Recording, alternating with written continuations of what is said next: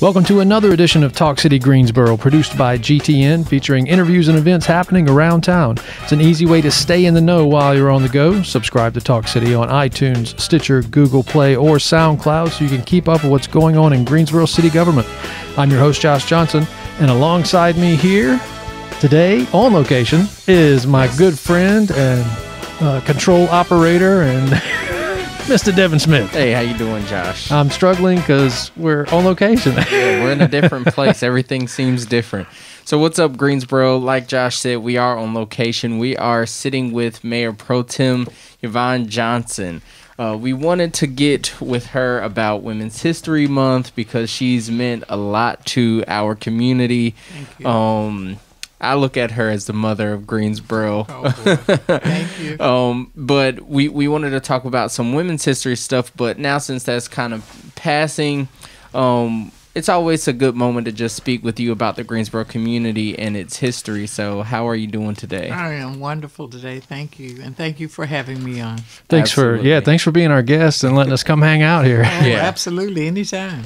So something that I wanted to, that I know the fact of you being the first African-American and the first woman mayor of Greensboro. Second woman mayor. Second woman mayor, okay. I know that was something that was extremely huge. Everyone says that about you before they introduce you, but I've never really heard any stories about about that. So, could you tell us about how that went about and how the Sure. process of breaking that barrier? Well, I remember, let me start with, I remember in, I think it was 93 when I first ran. And I had a vacation to Hawaii, my first time ever going to Hawaii, and a great friend of mine called and said, when you get home, you need to run for city council. I said, I really have to pray about that. They called you in Hawaii? Okay, call me from here to Hawaii to say, when you get home, you need to run for city council. Well, one of the reasons my friend said I did is because I had participated in a number of boards and commissions, and early on I was on the Commission on the Status of Women. I'd served on the Red Cross board. I'd served in stopping domestic violence. I mean, just a number of things. So I got to meet a lot of people that I would not have met had I not been on those. Right. And so I didn't really think I could win the first time. I didn't think enough name recognition. I don't think I knew very little about city government, though I was excited about learning more and meeting people and that kind of thing. And I was not wealthy, so I didn't have the best signs. My signs were so cheap, if it rained, they curled up. Oh, no. But that didn't stop us. No. I think I had one of the most diverse campaign committees that I've ever seen. I had Asians, I had Native Americans, I had whites, I had blacks, I had some of everybody on my campaign committee. And I remember coming up with my agenda, and they were really things that were really dear to my heart. Yeah. Like public transportation. My mother rode public transportation when I was a little girl. Yeah. And one of my big things was on Saturday to go with her downtown. She'd pay her bills. Yeah. The other is safe and affordable housing. I think people deserve to live in safe and affordable housing. Absolutely. And it makes the community better for everyone. So I came up with, and work. I believe in economic development. I believe in jobs and making a decent living so people can take care of their families. So those were kind of my things. But so as a surprise to me, I won. And I really got in there, and I learned. It's like being back in school. Yeah. I learned all about zoning. I learned everything I didn't know. I was learning. Yeah. And I really enjoyed really meeting people and serving people and helping people get from point A to point B. And so that was just great for me. And so I kept on running because I loved it and I enjoyed it. And finally, after several years, I think I've learned a whole lot, and I probably could be mayor. Yeah. Yeah. So I gave it a shot, and I was fortunate enough to win. I was very humble about that. Two of the things that were on my agenda, if I won mayor, which I did, was to create an international commission so that people, since we are such a diverse city, since people from all over who've moved to Greensboro, other countries and so forth, could really feel at home, that this is their home, that they have a say, that their voices will be heard. So I did that. The other was, I know so many of our children have asthma, and we were getting so much pollution from Tennessee and from, and I wanted to start a sustainability commission to look at preserving energy, really reaching out to see where we can save. And so I did that, and both are still going. So I'm very proud of that. Yeah. That's kind of how that happened. So how have things changed since then? Well, I think things change. Sometimes there are a lot of things that change, and there's some things that are much harder to deal with. Yeah. And we have to keep on chipping away and dealing with those things, and have hope that we will succeed. So I think a lot has changed. We are doing much better, not where we should be, but doing much better with minority contractors. We are doing much better with inclusion. We've made sure that people, various races and ages and so forth, and genders are on boards and commissions. That's important to have a diverse number of people, and we show diversity. So a lot has changed, and for the better. And we've done a lot with affordable housing, safe and affordable housing. Still are. Passed that bond a few years ago, $25 million, and we've almost used all that money to provide safe and affordable housing, and have been given more money from foundations to help that effort. So those are things I think that are very important. We've certainly worked with public transportation and with conserving energy, in that we have electric buses, and we were one of the first places in North Carolina to get them. That's right. So I was proud of that, because transportation is such an important issue. Though people don't think about it. As I tell some people, solid waste is very important. If we didn't pick up your trash, you'd be in trouble. Yes. So anyway, I'm very pleased with a lot of the things we've done to improve things. We need to do more in terms of better training for our police officers. They don't make as much money as some of our neighboring cities, and so we're not able to keep our best police officers. We need to do something to keep that. Absolutely. And of course, the chief has a plan, and he presented it to us last week, and it certainly includes that. So we don't want. We have a great police force. There are always people in any area that are not great. So the thing is to weed those people out, and to cash in on what we do well in those departments. Our fire department, our police department, our public safety is so important. And when you're in trouble and somebody's trying to break in your house, you want some help. Yes, you do. So we need the best help we can get, and we're working on that. Absolutely. So something else that I wanted to ask you was that is not on the script, so bear with me, Josh. We had the first tribute to women in our community that was built here. That was in the state. And with that being said, we've had a lot of things that have happened historically with Vice President Harris being elected in the office.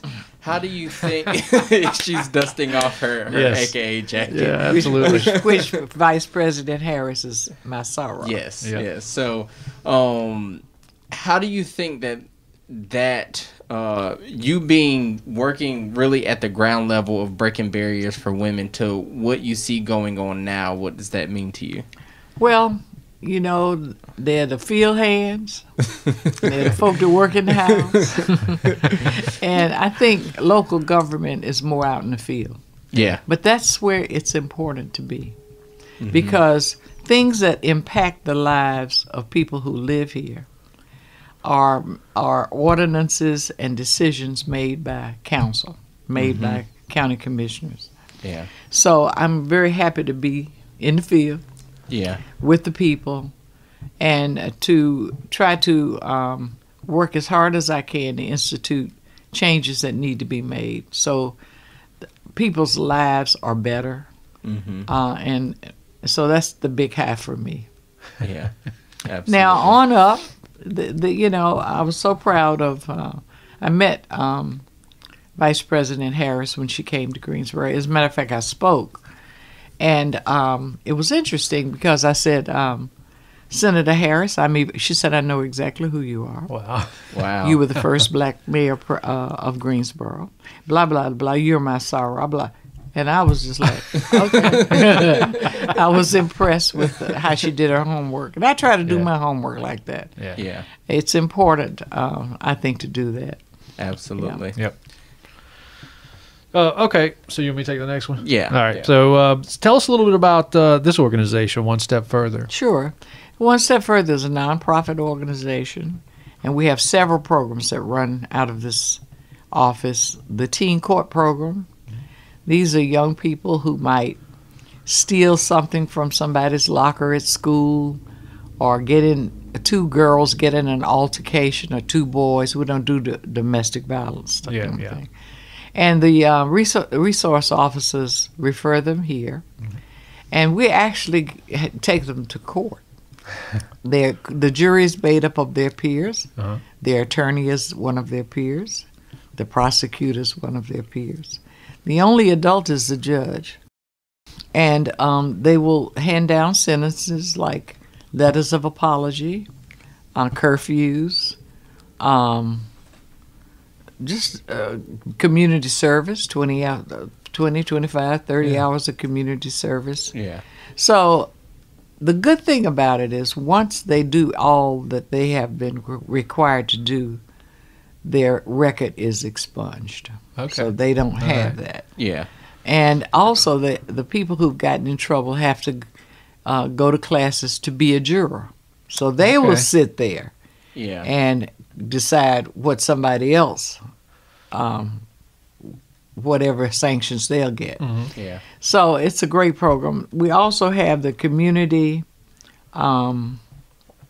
offender restitution program. That's a program where generally younger people get into trouble, mostly misdemeanors. Yeah. And they're given an opportunity before they go to court to take like anger management, Okay. to get job training, to get a job, to if there's restitution to begin to pay back before they're sanctioned to pay back. Okay. And so their chances when they go to court are much better of not going to jail because they have shown initiative, they've shown responsibility, and they've taken responsibility for what they've done and are trying to make it right. Yeah. So that's a great program. We have our mediation program, and we're in court, and many people who are in conflict are referred to us. We have a large number of volunteer mediators who help mediate those conflicts. We have a food pantry, which several years ago, maybe 8 or 9 years ago, we rented the space next door to a food pantry. And at some point they closed. And people kept coming and they were hungry and they were distraught because they didn't know where to go. And we decided, let's see if we can't do a food pantry. And we were really blessed and successful with some private monies to do that. Now we're serving over 1,000 people a month, and over 800 in High Point, and over 1,000 here. Wow. And of course, since the pandemic, those numbers have gone up. Sure. I have people calling all the time needing food. Yep. So we had to move because it had gotten so large. We are now renting space from a church on West Market Street. So that program is a great program. Yeah. And so we do a lot of program. We have a life skills program for young people who've gotten into difficulty and just need some guidance and some help in how you handle anger, how you handle conflict. How do you learn how to keep your mouth shut and listen? So just a number of things like that. So that's what we do here. Okay. Yeah. And so just real quick, as we're wrapping up, I just wanted to ask you how, where you see our community shifting after restrictions are relaxed. We start to try to find some sense of normalcy.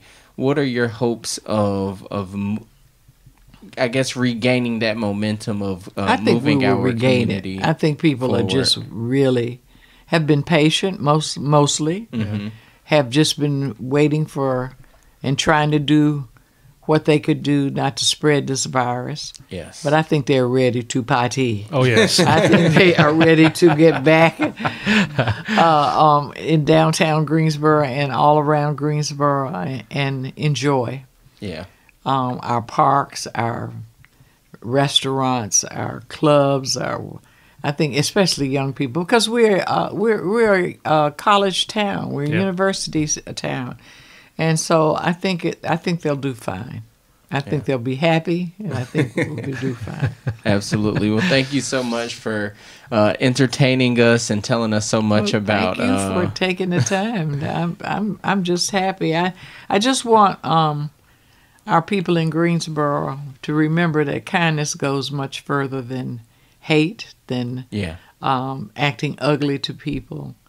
There are a lot of times people cut me off on the road and I want to do something that I shouldn't do. And I think to myself, I'm not hit, I'm not hurt. Yeah. Let them go on. Yep. But we have to be patient. We have to be kind. We have to be considerate of people. And I just hope that we'll do more and more of that, because this is what we need here and this is what we need in this world. Absolutely. Yeah, I completely agree with that. Yes, absolutely. Thanks again for having us and being on the show. Thank you for interviewing me. I loved it. Absolutely. We'll have to do it again. Okay. All right. Oh, and we have a cure violence program. Oh, my goodness. Okay. Don't let me forget that, because it's the most recent program we have. With all the homicides and murders that we've had in Greensboro, which is very alarming and disturbing, and I worry about that. We have a program called Cure Violence, and it was really started at the University of Chicago with the belief that if we can cure disease, we can cure violence, because violence is like a disease. So we have people go. We have two target areas. One is Smith Holmes and one is Martin Luther King. Yeah. We go, we walk those neighborhoods, we talk to people, especially people who are on probation, gang members, those kinds of people, and we try to get them on board to help us stop the violence. And we've had good success. We've not had very many homicides at all in those areas. But we have too many in Greensboro, and we've got to continue to work towards stopping people from wanting to hurt other people. How you do that, I'm not sure. But we need to continue to explore ways to do that. But I didn't want to leave our Cure Violence program. No, absolutely not. Yeah. Okay. Yep. Ms. Hightower would Yeah, we'd all be like in trouble. Chicken on a June bug. We'd all be in trouble. Well, thanks again. We You're appreciate welcome. you talking with us. Thank you. Stay tuned in weekly by subscribing to Talk City Greensboro on iTunes, Stitcher, and Google Play. And don't forget, you can download Talk City from SoundCloud. That's it for this week. Thank you for tuning in to Talk City. Be sure to watch GTN, your official source for news and information about the city of Greensboro. GTN is available on Spectrum Channel 13, AT&T U-verse Channel 99, and North State Channel 31. GTN also streams live on Roku and the city's website at greensboro-nc.gov. Have a good one. Take care.